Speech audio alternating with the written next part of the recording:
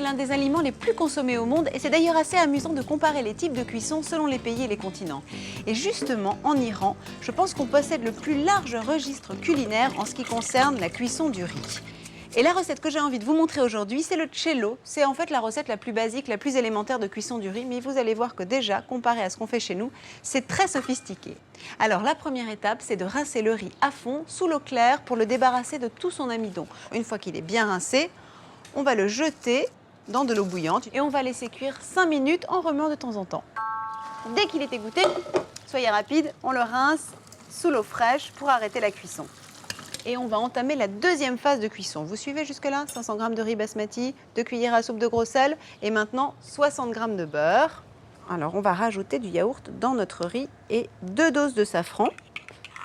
J'aurais presque envie de le manger comme ça, celui-là. Bon, on le laisse de côté. Alors, est-ce que le beurre est fondu? Oui, c'est le cas.